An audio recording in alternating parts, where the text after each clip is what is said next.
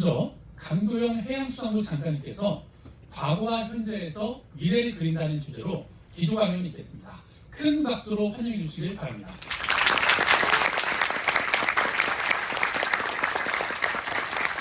이거 바꿔 해도 될까요? 네. 이 배지가 가끔은 이 공감을 하는데 좀 불편하게 만드는 거 빼고 할게요.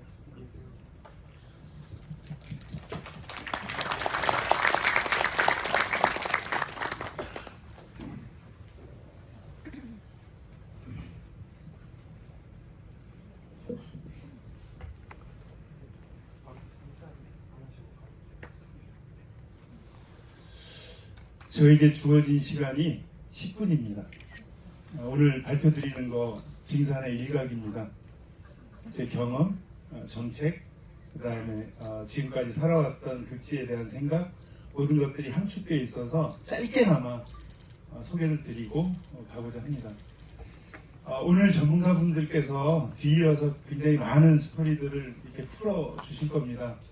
제가 처음으로 이렇게 발표를 하게 될 수 있어서 매우 영광이고 또 초대해 주셔서 감사하다는 말씀을 드립니다.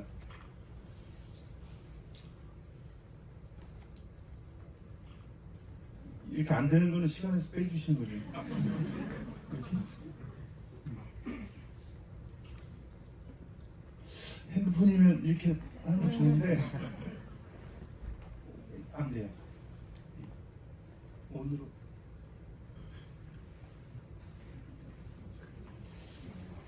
빼주세요. 제목이 과거와 현재에서 미래를 그리답니다. 극지의 현재는 어떻다고 생각하십니까? 한번 알아주실 분. 극지의 현재.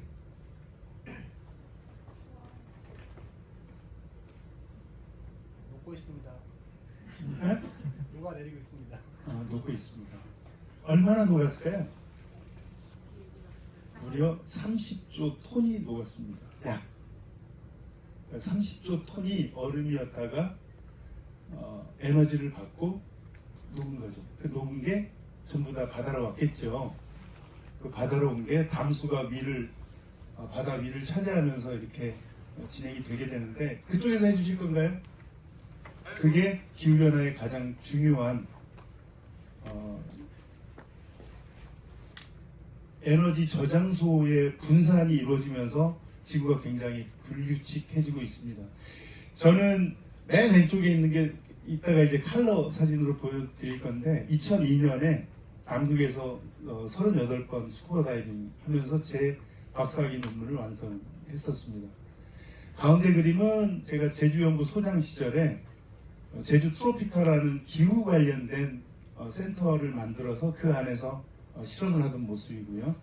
여기 가운데 빨간 유니폼 입고 찍은 거는 열대지방, 적도지방에 센터가 있는데 거기에서 해양생물 연구를 하면서 찍었던 사진들입니다. 아주 많은 경험들을 갖고 있다라고 대변해서 말씀을 드리고 싶은 건데 극지방이라는 게 우리가 생각했을 때 북위, 남위에 따라서 구분은 하지만 사실은 환경적으로 극한 환경에 있는 곳들을 극지라고 보시면 될 것 같습니다. 자, 극지.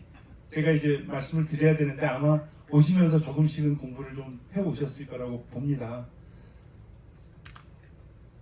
극지하면 떠오르는 것들이 아마 이런 것들일 거예요. 펭귄, 북극곰, 유빙 빙하.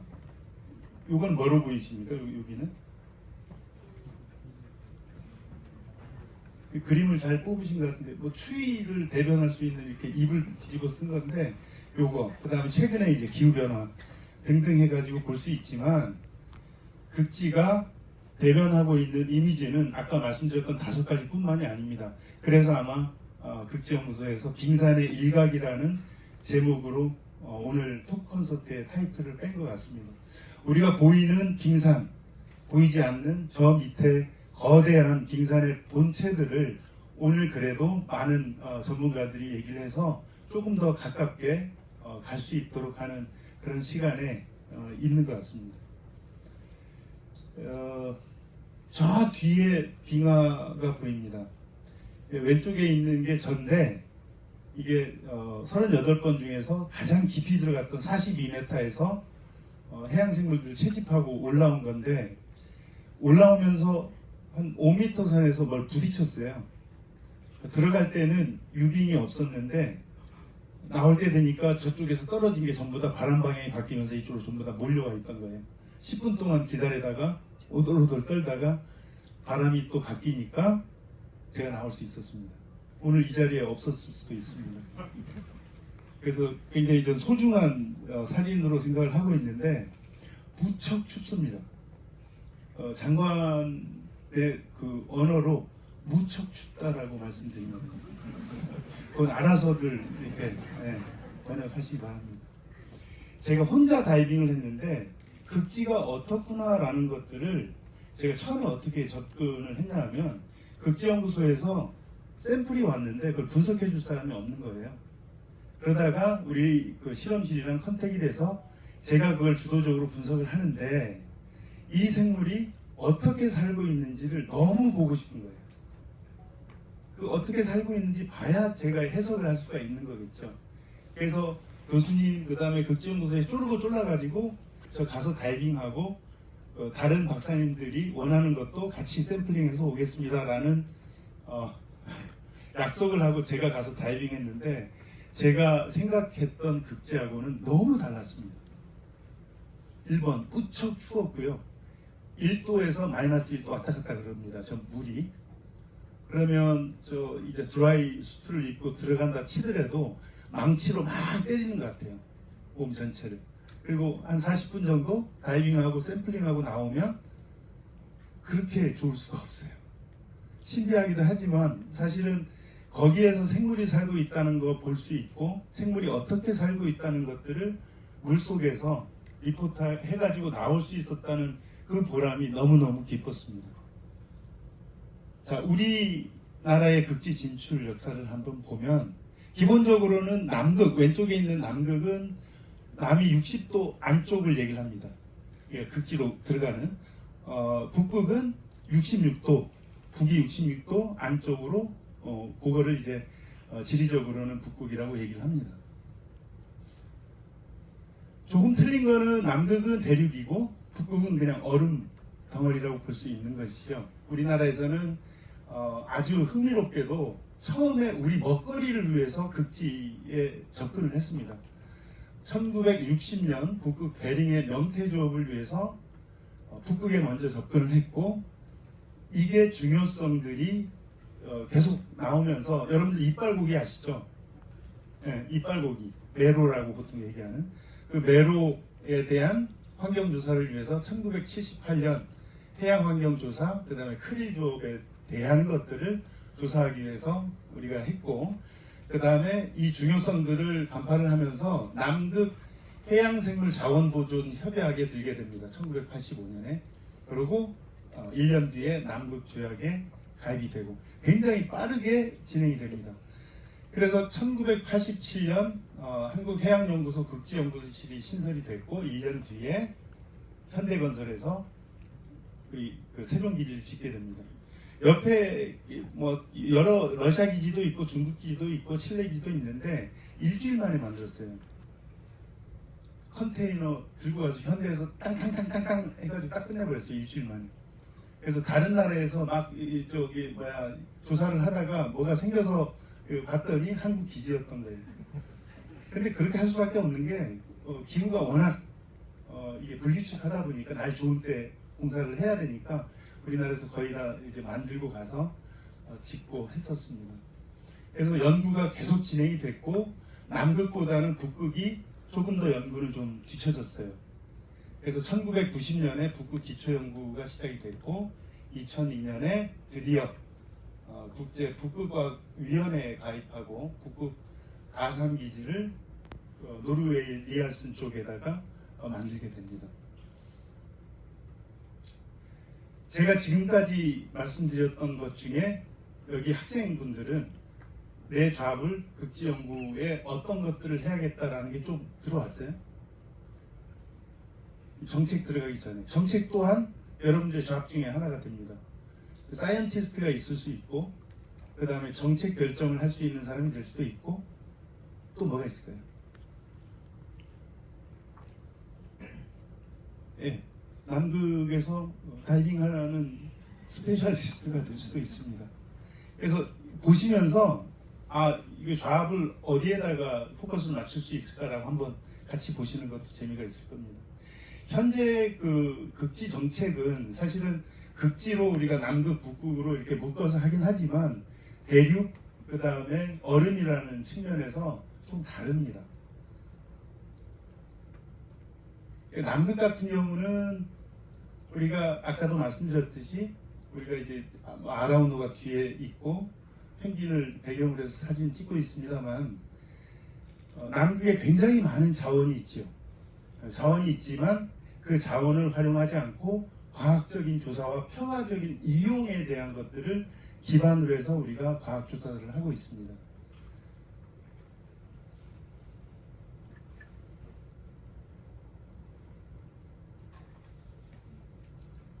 여기 뭔지 아시겠어요?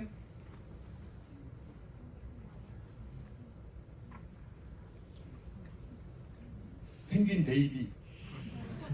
근데 최근에 다큐멘터리 보셨죠? 펭귄들 서식지가 많이 녹아서 이 2세대, 3세대들의 생존에 굉장히 큰 문제가 생기고 있다는 것도 잘 알고 계실 겁니다. 굉장히 어려운 환경이고 무척 추운 지방이기 때문에 사실은 이런 극지가 갖고 있는 인프라가 매우 중요합니다. 맨 위에 있는 게 남극 세종과학기지인데 그 세종과학기지는 사실은 아까 제가 말씀드렸던 일주일 만에 만들었다고 했던 거 플러스 앞쪽으로 쭉 나오면서 인프라가 대거 개선이 됐고요. 남극 장보고 과학기지는 여러분들 잘 아실 겁니다. 위에서 보면 꼭 우주선처럼 보이는 남극 장보고 과학기지, 그 다음에 쇠빙선 아라우노, 그 다음에 현재 추진하고 있는 아라우노의 약 2배 정도 되는 쇠빙선을 다시 제작을 하고 있습니다. 극지 인프라가 과학적인 이용, 그 다음에 국가의 어떤 발전을 위해서는 극지 인프라가 매우 중요합니다. 그래서 해양수산부에서도 이거에 대한 지원 열심히 지금 하고 있다는 말씀을 드리고요. 이거에 반해서 북극 같은 경우는 이해 당사자들이 상당히 많습니다. 8개의 나라가 둘러싸고 있어서 저거를 이제 북극 이사회라고 얘기를 하고요. 그 북극 이사회에 우리나라는 들어가 있지 않습니다만 2013년에 북극 이사회 옵저버 국가로 지위를 획득을 했습니다. 그래서 8개 나라가 정책을 펼치고 있는데 우리가 가서 얘기도 할 수 있고 그거에 대한 정책들을 같이 우리가 이제 추진할 수 있는 그런 근거를 얻게 된 거죠. 자, 극지 전반적으로 본다면 2004년에 남극 활동 및 환경 보호에 관한 법률, 2021년에 극지 활동 진흥법, 2022년에 제1차 극지 활동 진흥 기본 계획을 국내에선 만들었어요. 그래서 법적인 지위를 갖고 극지연구소가 북극과 남극을 자유롭게 다니면서 연구할 수 있는 기반들을 만들어 나가고 있다 말씀드릴 수 있고, 제1차 극지활동 기본 계획을 보시면 그 안에 기후변화 대응과 극지 환경 보호에 대한 내용, 그 다음에 남북극 미지 영역 탐사 확대에 대한 부분, 그 다음 여러분들 최근에 이걸 많이 보셨을 텐데 중동 지역의 정세가 안 좋아지면 이 얘기가 항상 나옵니다. 그래서 우리 보존에 대한 보호에 대한 것도 중요하지만 만약에 북극 항로가 열렸을 때를 대비해서 우리가 유럽으로 갈 수 있는 항로를 지금 연구하는 것도 같이 포함되어 있습니다. 뿐만이 아니고 극지 해양수산 자원의 지속 가능한 이용을 위한 부분도 있고요. 특히 2050년, 2100년으로 갈수록 이 자원들이 수산 자원들이 북극으로 이동을 합니다. 남극으로 이동하고요. 여러분 동해에서 요새 뭐가 없어졌습니까? 네, 오징어 때문에 제가 매를 많이 맞았습니다. 단년생이어서 사실은 우리가 모델을 할 수가 없어요. 그런데 많은 과학자들이 오징어가 만약에 0.5도, 1도, 1.5도, 2도 정도가 올라가면 올라갈수록 어떻게 움직이는지, 패치가 어떻게 이동하는지를 연구들을 많이 하고 있습니다. 그걸로 보면 뉴질랜드 이하, 그 다음에 러시아 이쪽으로 모이게 돼 있어요. 우리나라는 굉장히 좀 열악한 환경으로 갈 수밖에 없는 상황이라는 것들을 지금 얘기를 하고 있는데 그거에 대한 부분도 우리가 자원 확보를 위해서 극지의 지속 가능한 이용을 위한 계획들도 같이 포함되어 있습니다. 그 다음에 영역 가리지 않고 극지 전문 인력 양성 장학 사업을 투자를 많이 하고 있습니다. 적극적으로 여기 장학 사업에 참여해 주셨으면 합니다. 자, 극지의 가치, 극지 연구를 한번 보시면 제가 말씀드렸듯이 남극은 자원이 상당히 많지만 과학적인 이용, 그 다음에 거기에서 평화적인 이용을 근거로 하고 있기 때문에 사실은 과학적인 접근이 매우 중요합니다. 특히 과학자의 역할이 굉장히 중요해요. 그래서 무엇을 연구할까, 왜 연구할까를 명제로 본다면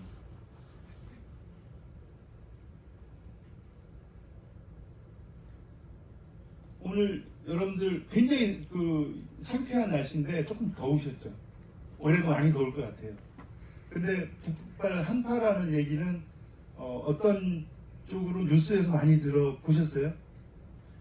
이 고무줄이 탱탱하게 묶여 있다가 이렇게 되는 뉴스 혹시 보셨어요? 제트 기류가 물렁해져서 한파가 막 내려오는 그런 것들입니다. 그래서 아까 초반에 말씀드렸듯이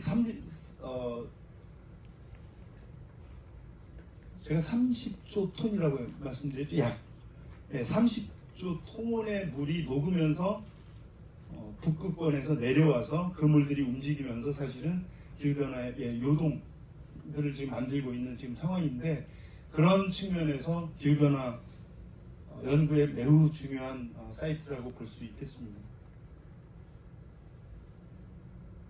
말씀드렸듯이 지구 반사도를 감소시킨다는 것은 하얗게 북극하고 남극을 감싸고 있었던 것들이 이 태양으로부터 오는 그런 광들을 반사시켜주는 역할을 하다가 그게 없어지면서 직사해서 그걸 물을 데우는 역할을 해준다라는 뜻입니다. 그래서 온난화 가속화가 악순환으로 지금 되어 있다. 기후 위기란 얘기는 언제부터 나왔을까요? 그냥 한번 얼추라도 한번 얘기해 보십시오. 기후 위기가 언제부터 나왔을까요? 여기 손 드신 분 계신데 사진 찍고 계세요? 3년이 채 안 됐습니다. 네. 온난화라는 얘기가 나왔고 기후변화라는 얘기가 나왔고 그 다음에 기후위기가 나왔어요.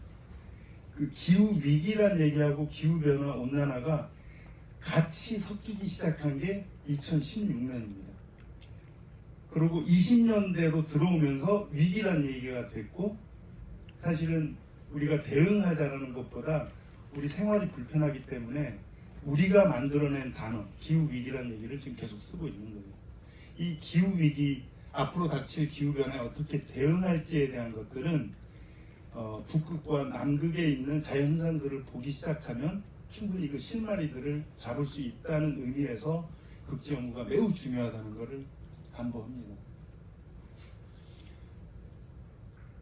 해양 생태계는 여러분들 잘 아시겠지만 인간들은 가끔씩 이런 오판을 합니다. 우리가 생태계에 들어가 있어요? 안 들어가 있어요? 들어가 있습니다. 최상위 포식자입니다. 우리가 먹기 위해서 밑에 있는 식물 플랑톤부터 동물 플랑톤, 그 다음에 초식성 어류, 육식성 어류들 전부 다 영향을 받고 있어요. 왜? CO2 때문에. 아까 계속 말씀드렸던 그런 것들 때문에 굉장히 큰 영향들을 받고 있는데 이런 해양 생태계의 변화가 인간의 삶에 얼마만큼 크게 영향을 미칠 수 있는지도 같이 연구를 하고 있는 게 극지연구의 현 주소입니다. 말씀드렸던 것처럼 악조건도 있지만 앞으로 열릴 기회도 잠재적으로 우리가 연구를 하고 있어야만 사실은 에너지 수급에 큰 문제가 없습니다. 그래서 북극 항로에 대한 것도 같이 하고 있다는 말씀을 드리고요. 저는 처음에 이 PPT를 같이 만들면서 여기에서 이 나레이션을 좀 해줬으면 좋겠다라는 생각을 좀 했어요. 우리가 극지에 관심을 가져야 하는 이유, 전 여러분들이 이걸 따라 하실 줄 알았어요. 그래서 잔뜩 기대했는데 이게 전달이 안 됐던 것 같아요. 극지에 관심 갖는 건 여러분 안 가보셨잖아요, 그죠? 여기 가보신 분 혹시 손 한번 들어보실래요? 아, 여기 계시고 지금 5분이 안 되세요. 저까지. 이게 뭐냐면 미지의 공간이라는 게 그 남극이나 북극이 좋은 이미지로 갖고 계세요? 아니면 안 좋은 이미지로 갖고 계세요? 뭐 때문에 좋으세요? 포카리 스웨트 선전하는 것 같지 않습니까? 느낌이 그죠? 어떤 상표를 제가 말씀을 드려서 그런데 그게 굉장히 좀 그런 쪽이 좀 많습니다. 그런데 사실은 가서 연구하는 분들은 굉장히 X 고생하시죠. 그렇게 고생하실 수가 없어요. 근데 중요한 건 왜 그런 그 열악한 공간에서도 이렇게 연구를 하고 있느냐? 관심이 없으면 할 수 없는 거죠. 그 미지의 공간인데 더 많은 연구의 타겟들이 사실 있어서 그렇습니다. 연구의 타겟은 우리를 위한 거죠. 국민들을 위한 겁니다. 그런 사명들을 극지에 있는 과학자들은 갖고 있습니다. 빙산의 일각입니다. 많이 떠들고 많이 경험